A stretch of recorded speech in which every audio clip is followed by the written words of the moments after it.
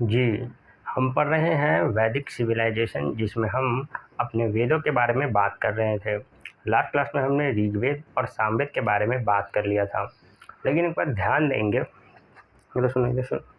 पिछला 2 लेक्चर में शायद वीडियो का क्वालिटी तो ठीक है, लेकिन फेस पे पता नहीं क्या हो गया था, मतलब पूरा डार्क ब्लैक जैसा दिख रहा था। हालाँकि वीडियो में कोई कमी नहीं है। साउंड की बात करें तो साउंड एकदम ठीक है। बोर्ड पे क्या लिखा वो भी सही है, पर पता नहीं कुछ टेक्निकल इश्यू हो गया जिस वजह से फेस जो था पूरा डार्क हो गया था। कोई बात नहीं, एक आध दो वीडियो में हो जाता है ऐसे। इस वाले मतलब अब से वीडियो में कोई प्रॉब्लम नहीं होगा, कोई बात नहीं। आगे बढ़ते हैं। ऋग्वेद हो गया, सामवेद हो गया। बोर्ड पे सब अच्छे से दिख रहा था, आप वीडियो को अगर देखते हैं तो बोर्ड पे सब अच्छे से दिख रहा था। ठीक है, तो अब आगे बढ़ते हैं हम, और हम बात करते हैं अपने तीसरे वेद के बारे में, जिसे हम यजुर्वेद के नाम से जानते हैं। तो हेडिंग लगाए यजुर्वेद। हेडिंग हो जाएगा आपका यजुर्वेद, जिसे हम हिंदी में तो वही कहेंगे यजुर्वेद। जी, यजुर्वेद। अगर हम यजुर्वेद की बात करें तो ध्यान रखेंगे यजुर्वेद बना है यजु शब्द से। आप यहाँ देख रहे हैं ना, यजु, YAJU, यजु। तो यजु शब्द से ही बना है यजुर्वेद, और यजु शब्द का मतलब होता है यजना। यजना का मतलब हो गया यज्ञ, हवन करना, आप जानते हैं, है ना। तो आप लिख सकते हैं मेड फ्रॉम वर्ड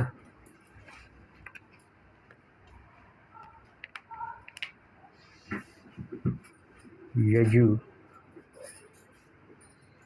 यजु शब्द से बना है, जिसका मतलब होता है यजना, जिसे हिंदी में आप यज्ञ कहते हैं। ठीक है, मुझे छोड़िए रहे।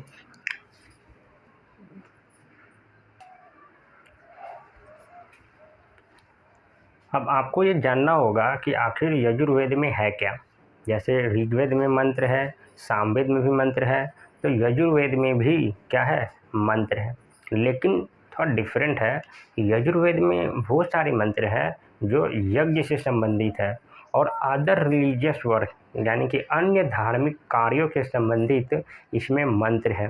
ठीक है, तो जितने भी यज्ञ है, अन्य धार्मिक कार्य है, उसके संबंधित सारे के सारे मंत्र आपको यजुर्वेद में देखने को मिलता है।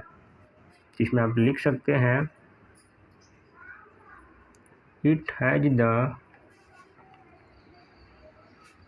मंत्र रिलेटेड टू यज्ञ, यज्ञ माने हो गया यज्ञ, and other religious works. Yajurveda में यज्ञ से संबंधित मंत्र है और अन्य धार्मिक कार्यों से संबंधित मंत्र इसमें संकलित है। जी, यहाँ तक आया समझ? किसी को कोई दिक्कत? आप बोलोगे कोई दिक्कत नहीं है। जी, आगे बढ़े तो आपको पता होना चाहिए कि ये यजुर्वेद एकमात्र ऐसा वेद है जो पोएट्री और स्टैंजा दोनों फॉर्म में है। कहने का मतलब गद्य में भी है, पद्य में भी है। तो अगला पॉइंट ही आपका यही है,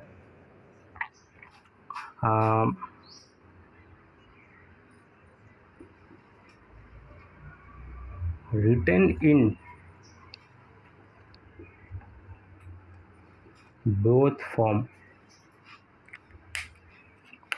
that means stanza and poetry।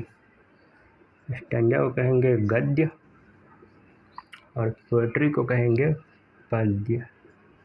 ठीक है, तो यजुर्वेद आपका स्टैंजा में भी है, पोएट्री में भी है। ठीक है, लेकिन यजुर्वेद के जो भी मंत्र को उच्चारण करता है या जो बोलता है तो उसको क्या कहेंगे?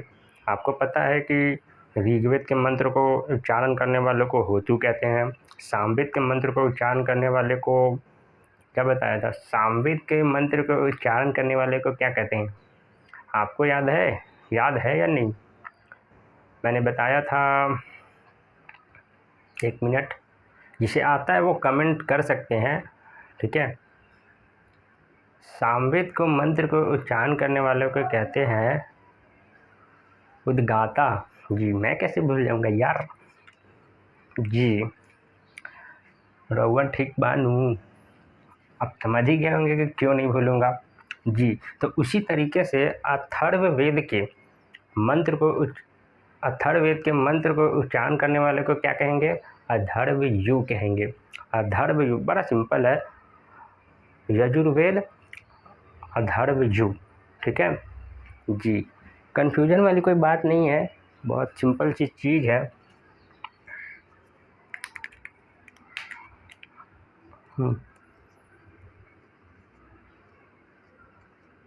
पर्सन who recites the मंत्र क्या कहलाएगा? मैंने बताया अथर्वयु।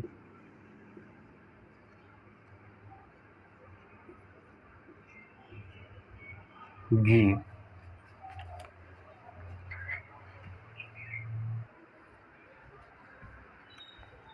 और यदि ब्राह्मण टेक्स्ट की बात करें, यजुर्वेद के ब्राह्मण टेक्स्ट की बात करें तो इसे तैत्तिरीय और शतपथ कहा जाता है। क्या कहा जाता है? तैत्तिरीय और शतपथ। ऐसे मैंने ऋग्वेद के भी ब्राह्मण टेक्स्ट बताए हैं, सामवेद के भी ब्राह्मण टेक्स्ट बताए हैं, तो यहाँ यजुर्वेद के बारे में बात हो रहा है जिसे तैत्तिरीय और शतपथ कहते हैं। और आखिरी में ऊष्वेद। अगर ऊष्वेद पूछे तो बड़ा बढ़िया नाम है धनुर्वेद। क्या कहेंगे मेरे भाई? धनुर्वेद।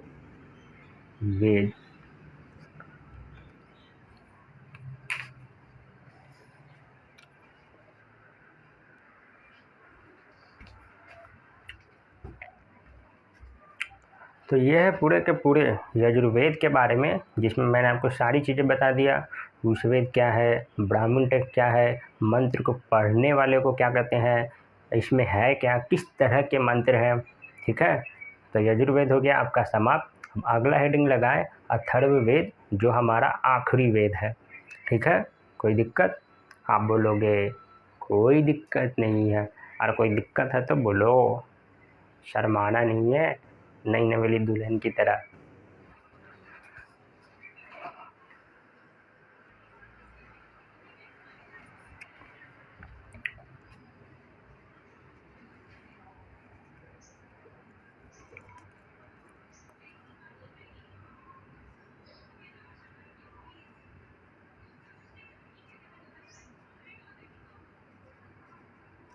अथर्ववेद,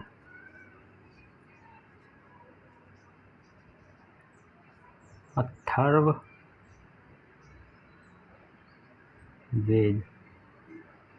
और कंफ्यूजन मार दिया था यार, कंफ्यूजन मार दिया था कि हिंदी में कैसे लिखते हैं, आप लोग भी बता सकते हो। जी, अथर्ववेद। अब ध्यान से सुनना। अगर हम अथर्ववेद की बात करें तो ये चारों वेदों में से सबसे नया वेद माना जाता है, मोस्ट न्यूएस्ट वेद है जी। और याद रखेंगे ये तो नया है ही, इसमें है क्या, 20 अध्याय हैं, 731 हाइम्स है, 6000 मंत्र हैं। अगर हम इसके ब्राह्मण टेक्स्ट की बात करें तो गोपथ ब्राह्मण कहा जाता है, उच्च वेद की बात करें तो शिल्प वेद कहा जाता है, इसके मंत्र के पढ़ने वाले की बात करें तो इसे ब्रह्मा कहा जाता है। नहीं आया समझ में? बताते हैं, फिर से बताएंगे। अथर्ववेद सबसे नया है, इसलिए सबसे नए तरीके से बताया मैंने, ताकि आपके दिमाग में पहले तो ना जाए, बाद में जाए जी। तो सबसे पहला पॉइंट है अथर्ववेद के बारे में कि ये है मोस्ट न्यूएस्ट वेद, सबसे नवीन वेद, सबसे नया वेद है ये। ठीक है, इसमें आपका क्या मिलेगा, 20 अध्याय। ठीक है, इसके साथ 20 अध्याय के साथ आपको मिलेंगे 731 हाइम्स, जिसे हिंदी में सूक्तियाँ कहा जाता है।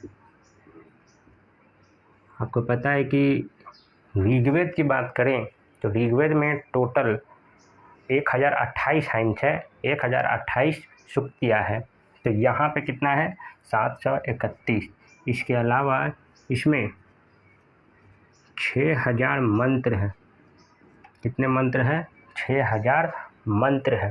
ठीक है, अगर हम इसके ब्राह्मण टेक्स्ट की बात करें, ब्राह्मण टेक्स्ट, तो इसे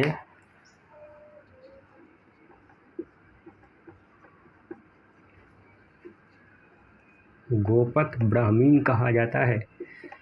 क्या कहा जाता है, गोपथ ब्राह्मीण। लेकिन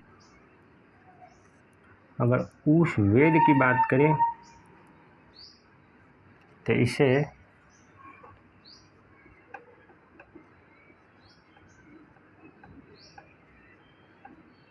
शिल्प वेद कहा जाता है। अब आपके मन में आ रहा होगा कि एक चीज़ छूट गया कि इसके मंत्र को पढ़ने वाले को क्या कहते हैं, है ना।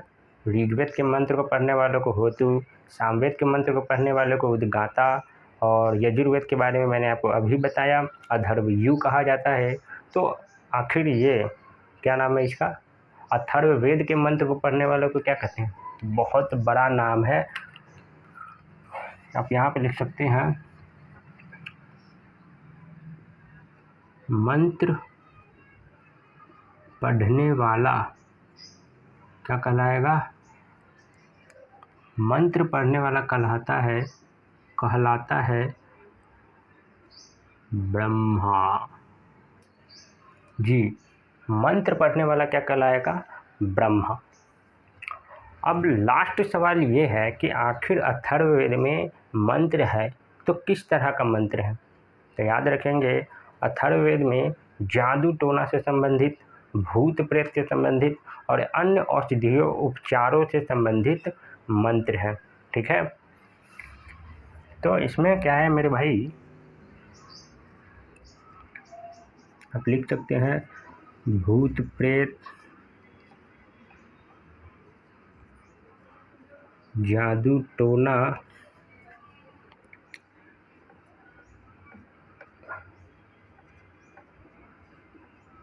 अन्य औषधियों एवं उपचार से संबंधित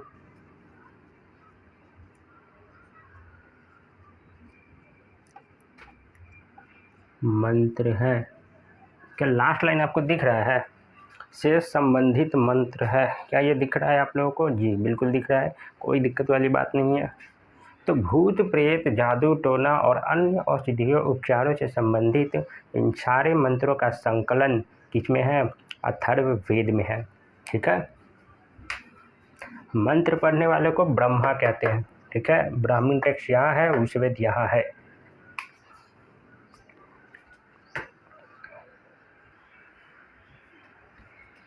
जी, इसी के साथ आज का सेशन होता है समाप्त। आई होप आपको यह सेशन अच्छा लगा होगा।